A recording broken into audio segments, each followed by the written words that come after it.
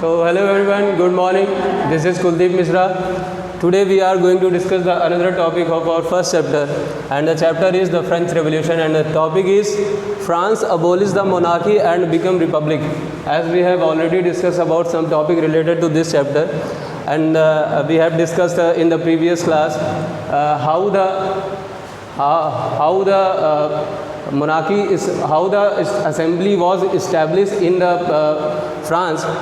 So in this chapter we discuss about how the abolishment of monarchy and the France became republic. So we will discuss about the Louis XVI.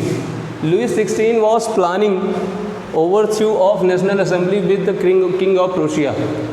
Prussia कौन सी जगह है आज से अगर हम उसको relate करें तो प्रूशिया पहले जर्मनी को ही बोला जाता था, लेकिन उसको उस टाइम जो है हम लोग प्रूशिया के नाम से जानते थे, क्योंकि सभी पर्टिकुलर कंट्रीज़ मतलब उनका एक आइडेंटिटी नहीं थी, इस वजह से उसको प्रूशिया बोला जाता था। अब प्रूशिया से क्यों हेल्प ले रहा है लुई XVI? वो तो फ्रांस का है, तो क्यों? क्योंकि प्रूशिया की जो प्रिंसेस थी उससे शादी हुई थी लुई XVI की, इस वजह से वो प्रूशिया की हेल्प लेता है। हेल्प किस लिए लेता है? कि वो हेल्प लेना चाह रहा है कि जो अब नए रिवोल्यूशनरीज आ गए हैं फ्रांस में, उनको जड़ से उखाड़ के फेंकना है, तो इस वजह से वो प्रूशिया की हेल्प लेता है। और भी जो नेबरिंग रूलर्स हैं उनकी भी हेल्प लेना चाहता है वो।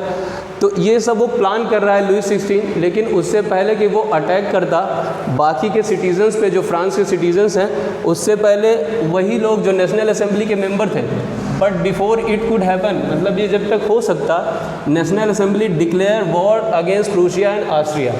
तो नेशनल असेंबली ने उससे पहले ही वॉर डिक्लेयर कर दिया, किसके अगेंस्ट? प्रूशिया एंड ऑस्ट्रिया के अगेंस्ट। तो अब उसमें जो है जितने भी thousands of volunteers joined army and sing a song Marseillaise, तो उसमें उनके साथ में प्रूशिया के मतलब कि जो नेशनल असेंबली के मेंबर थे उनके साथ में बहुत सारे वॉलंटियर्स भी उनकी आर्मी को ज्वाइन कर लिया। और वो एक तरह से हम बोल सकते हैं जैसे हमारे यहाँ का नेशनल एंथम है, उसी तरह का वहाँ का भी एक नेशनल एंथम था जिससे वो अपने लोगों को इनकरेज कर सके।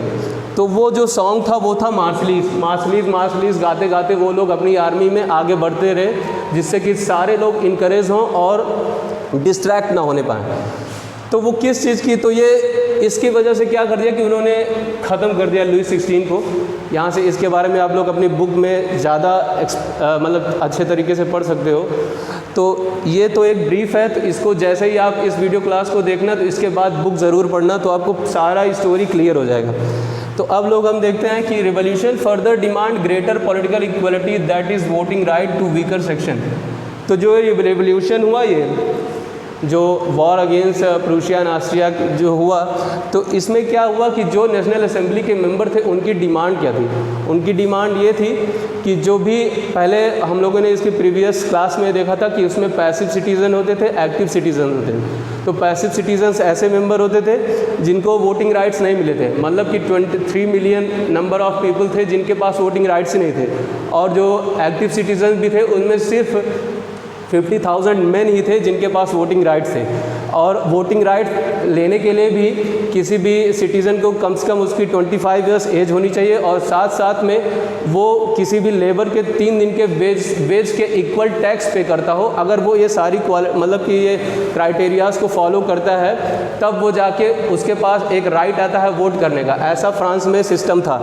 तो वो राइट्स तो थे नहीं, इसी वजह से नेशनल असेंबली ने डिमांड की कि एक पॉलिटिकल इक्वलिटी आनी चाहिए, that is voting rights to weaker section. जितने भी थर्ड क्लास के मतलब कि थर्ड कैटेगरी के मेंबर्स हैं जिनको हम थर्ड स्टेट में रखते थे, तो उनको भी वोटिंग राइट्स मिलनी चाहिए। अगर उनको वोटिंग राइट्स मिल जाएगा तब जाके फ्रांस जो है क्या बनेगा? रिपब्लिक। रिपब्लिक मीन्स क्या होता है? What do you think about the republic? Republic, this is a form of a government where the representative elected by the people. तो रिप्रेजेंटेटिव जैसे कि हमारे यहाँ पर है, अगर हम उस चीज़ को अपने यहाँ पे रिलेट करें तो हमारे यहाँ भी यही सिस्टम चल रहा है कि हमारे यहाँ भी जो रिप्रेजेंटेटिव्स हैं, मतलब कि जो लोकसभा के मेंबर्स होते हैं या फिर जो हमारे प्राइम मिनिस्टर हैं, वो हमारे थ्रू ही इलेक्ट होकर जाते हैं। तो this is called the Republic. जैसे हम रिपब्लिक डे मनाते हैं तो वही चीज़ है, वो इस चीज़ को हम रिलेट कर सकते हैं रिपब्लिक से। तो एक ऐसा गवर्नमेंट है जिसमें लोग जो है, जो रिप्रेजेंटेटिव्स हैं वो इलेक्ट होकर जाते हैं। तो वीकर सेक्शन के वोटिंग राइट्स की ये लोग बात कर रहे थे, नेशनल असेंबली के मेंबर्स, तो उसमें कई सारे पॉलिटिकल क्लब्स का भी फॉर्मेशन हुआ, जैसे फॉर्मेशन ऑफ पॉलिटिकल क्लब्स, उसमें एक आता है जैकोबिन क्लब। तो जैकोबिन क्लब क्या है, इसके बारे में हम अगली वीडियो क्लास में पढ़ेंगे। तो I hope you all have understand what ever I have taught you. So have a good day and good luck, that's it. Thank you class.